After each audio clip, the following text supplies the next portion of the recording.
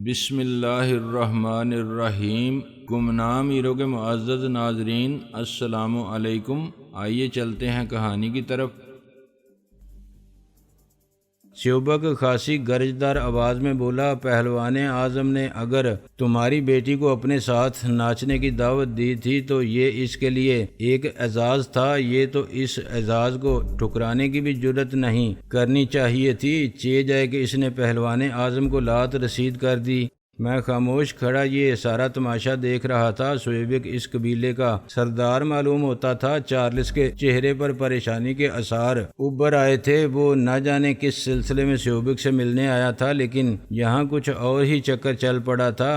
میں دیکھ رہا تھا کہ ہمارے ارد گرد موجود ہجوم میں سے کئی مردوں کے ہاتھوں میں جدید ترین ساخت کی آٹومیٹک گنیں نظر آنے لگیں، جن کا رخ ہماری طرف تھا اور ہم لوگ پہلے ہی ان کے گھیرے میں تھے۔ شاید اس وقت چارلس سوچ رہا تھا کہ اس نے کیتھرین کو ساتھ لا کر بڑی حماقت کی تھی۔ شعیبک گویا اپنے لہجے کے غیظ و غضب پر قابو پاتے ہوئے ایک لمحے کے توقع کے بعد بولا، تم خواہ کوئی بھی ہو لیکن اس وقت ہمارے علاقے میں کھڑے ہو، اس لیے تمہیں ہمارے علاقے کے قوانین کی پابندی کرنی پڑے گی۔ ہمارے قبیلے میں کوئی عورت کسی مرد پر ہاتھ اٹھانا تو درکنار زبان سے بھی اس کی توہین نہیں کر سکتی۔ اب تمہاری بیٹی کو اپنی حرکت کی سزا بھگتنی پڑے گی، اسے اس میدان میں آ کر سب کے سامنے پہلوان اعظم سے مار کھانا پڑے گی۔ اس موقع پر میں نے پہلی بار زبان کھولی، ہم تمہارے مہمان ہیں، اور میرا خیال تھا کہ دنیا بھر کے قبائلی لوگوں میں مہمان نوازی کی کچھ نہ کچھ عمدہ روایات ضرور پائی جاتی ہیں۔ مہمان نواز ہم بھی ہیں۔ شعیبک ایک بار پھر گرج اٹھا، لیکن قاعدے قانون پہلے آتے ہیں۔ میں پاکستانی مسلمان ہوں اور یہ دونوں انگریز باپ بیٹی کرسچین ہیں، لیکن عورت کو مارنا ہم دونوں ہی کے معاشرے میں اچھا نہیں سمجھا جاتا۔ اگر تمہارے پہلوان اعظم کو اپنی حرکت کے رد عمل پر اتنی ہی توہین محسوس ہوئی ہے تو کیتھرین کی جگہ میں مار کھا لیتا ہوں۔ تمہارے پہلوان کو تو صرف اپنا غصہ ہی ٹھنڈا کرنا ہے، شاید وہ مجھے مار کر ہی ٹھنڈا ہو جائے۔ کیتھرین نے عجیب والہانہ سے انداز میں مسکراتے ہوئے میری طرف دیکھا۔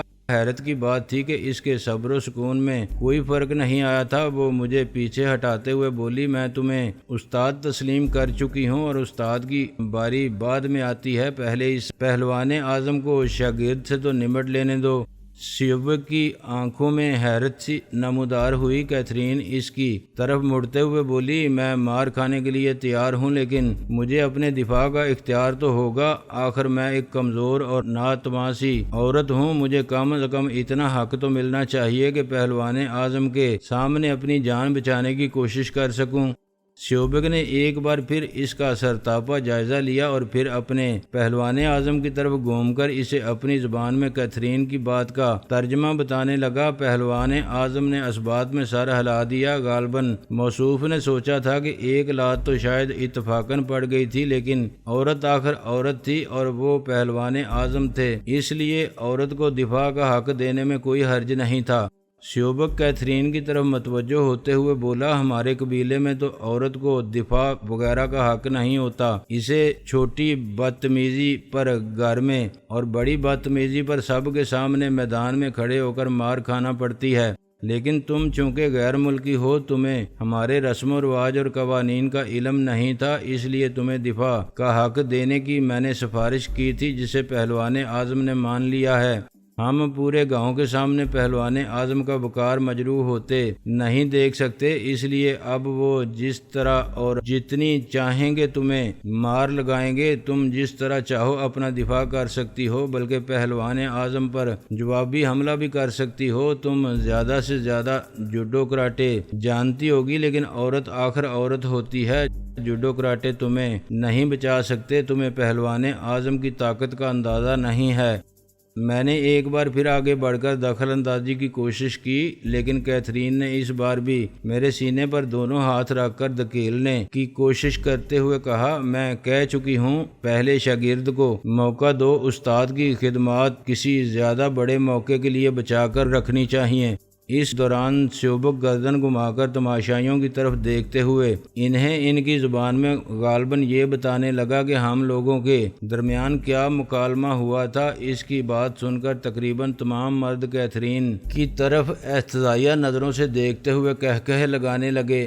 عورتیں البتہ بالکل خاموش تھیں، ان کی آنکھوں میں رشک کے ساتھ ساتھ کسی اور جذبے کی بھی جھلک تھی، شاید وہ کیتھرین کی ذات سے کوئی امید وابستہ کر رہی تھیں۔ تمام مردوں کو کہکہے لگاتے دیکھ کر پہلوان اعظم بھی سینے کو گونسوں سے پیٹتے ہوئے آسمان کی طرف منہ کر کے ڈراؤنی سی آوازیں نکالنے لگا۔ وہ شاید یہ ظاہر کرنے کی کوشش کر رہا تھا کہ وہ ہنس کر بے حال ہوا جا رہا تھا۔ اس کی ہنسی کسی پہاڑی پر ڈرام لڑکنے کی آواز سے مشابہ تھی۔ کیتھرین پہلوان کی طرف اشارہ کرتے ہوئے شیوبک سے مخاطب ہوئی، اس سے کہو بھینسے کی طرح ڈکرانا بند کرے اور میدان کے بیچ میں چلے۔ شیوبک ناگواری سے بولا، زبان سنبھال کر بات کرو لڑکی، ہمارے ہاں عورتوں کو مردوں کے بارے میں اس طرح بدتمیزی سے بات کرنے کی اجازت نہیں ہے، اس پر تمہاری سزا میں اضافہ ہو سکتا ہے۔ میں انگریز ہوں، مجھ پر اپنے اصول مسلط مت کرو۔ کیتھرین منہ بنا کر بولی، میں تمہاری عورتوں کی طرح نہیں ہوں جنہیں شاید تم نے بھیڑ بکریوں کی طرح رکھا ہوا ہے۔ میں بتا چکا ہوں کہ اس وقت تم جہاں کھڑی ہو وہاں صرف ہمارے اصول اور ہمارے قوانین چلتے ہیں۔ شیوبک گرایا، تم انگریز ہو تو اپنی تہذیب اپنے پاس رکھو، جن عورتوں کو تم بھیڑ بکریاں سمجھ رہی ہو وہ تم سے اور تمہاری ملک کی عورتوں سے بہتر حال میں ہیں۔ چارلس کیتھرین کا ہاتھ پکڑ کر پیچھے کھینچتے ہوئے نیچی لیکن مضطربانہ آواز میں بولا، فضول بحث میں اور اس مقابلے وغیرہ کے چکر میں مت پڑو، ہم یہاں اس قسم کی احمقانہ حرکتوں کے لیے نہیں آئے ہیں، تم پیچھے ہٹ جاؤ، میں ان لوگوں سے معافی مانگ لیتا ہوں۔ شیوبک نے اس کی بات سن لی، وہ کیتھرین کے جواب دینے سے پہلے بولا، اب یہ مقابلہ ملتوی نہیں ہو سکتا، اب تمہیں معافی نہیں مل سکتی۔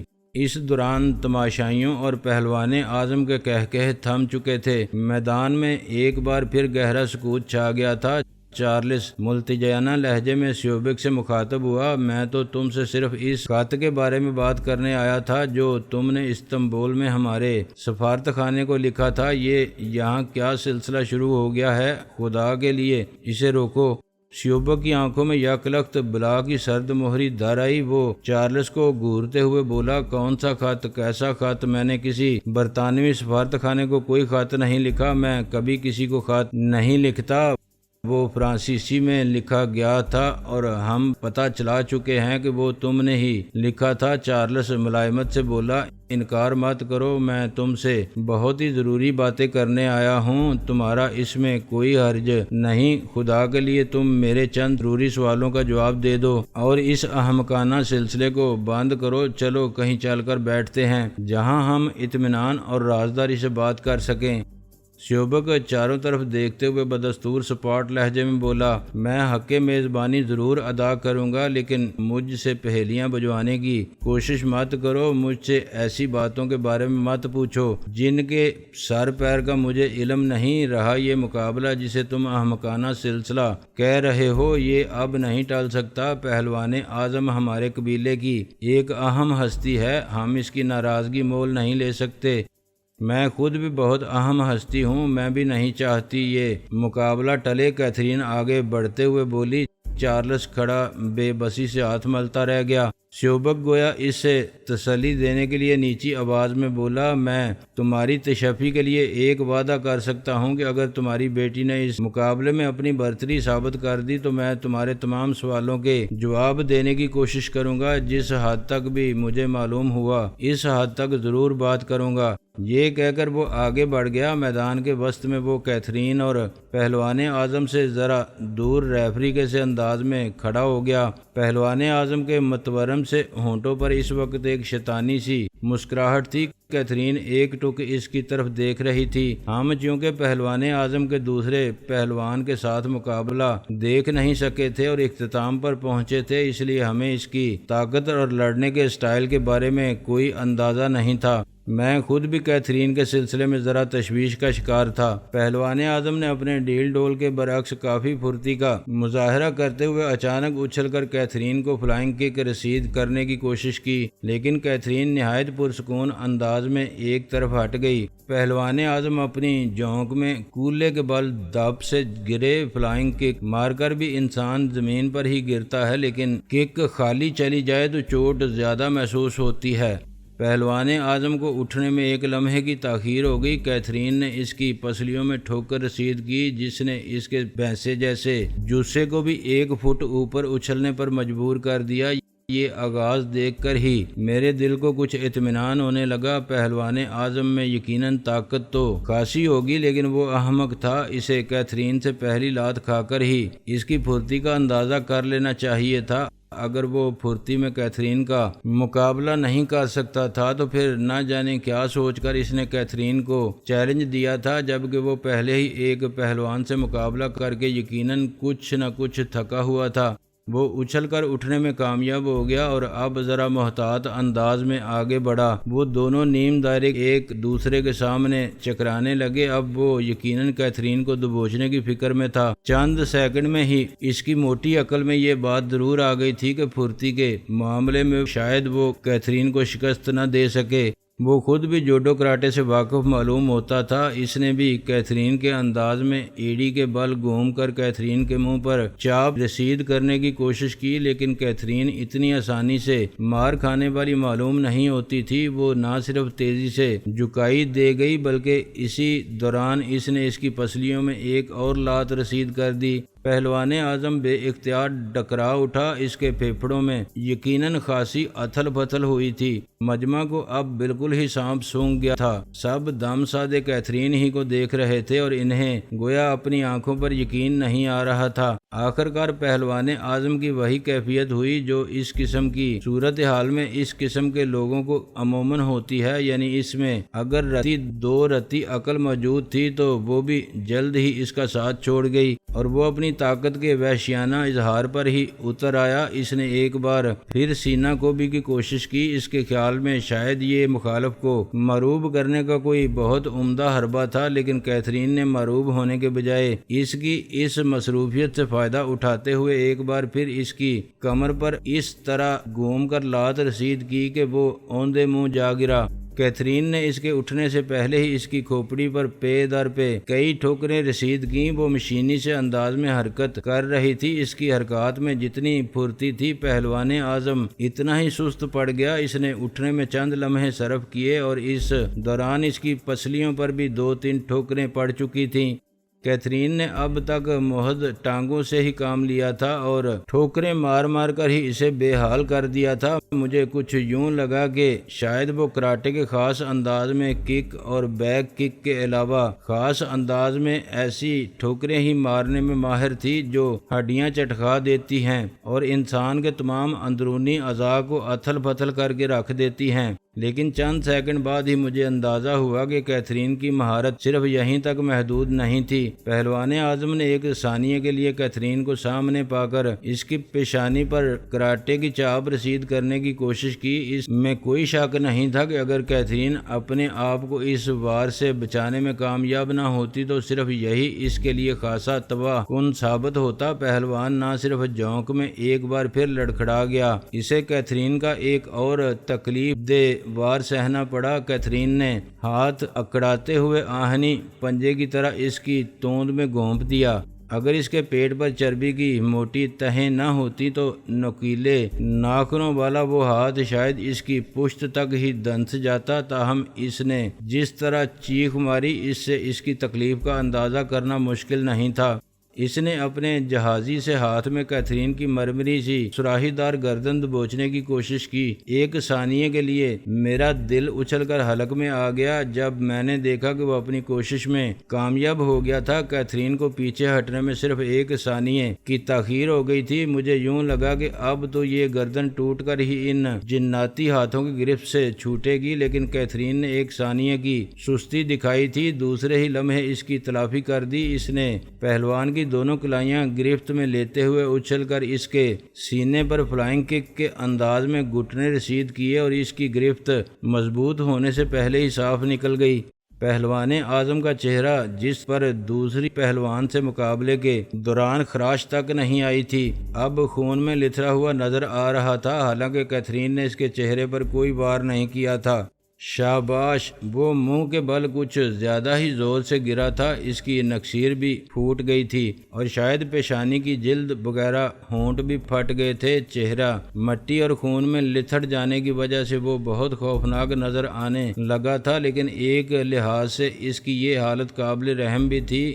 کیتھرین گویا ایک چھلاوا تھی جو اس کی گرفت میں نہیں آ رہی تھی۔ اس نے گویا اپنی بچی کھچی طاقت مجتمع کرتے ہوئے نہایت عمدگی سے کیتھرین پر چھلانگ لگائی۔ اس وقت اس سے اتنی پھرتی کی توقع مجھے بھی نہیں تھی۔ کیتھرین اس کی گرفت میں آنے سے بال بال بچی۔ اس بار پہلوان اعظم کی گدی پر کراٹے کا ہاتھ پڑا۔ یہ ضرب اس کے لیے خطرناک ثابت ہوئی۔ وہ اوندا گرا اور پھر نہیں اٹھا۔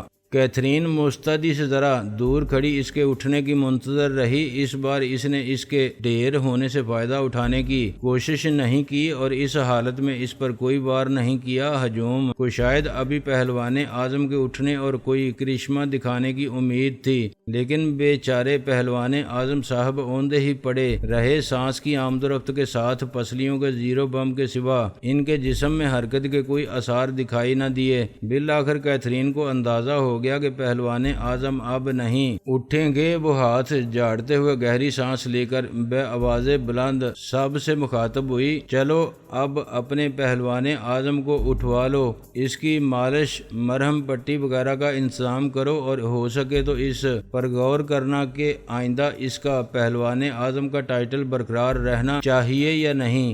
شیوبک کے چہرے پر گہری سنجیدگی چھائی ہوئی تھی۔ وہ خاموشی سے کیتھرین کو تک رہا تھا۔ دفعتاً میدان تالیوں کے شور سے گونج اٹھا۔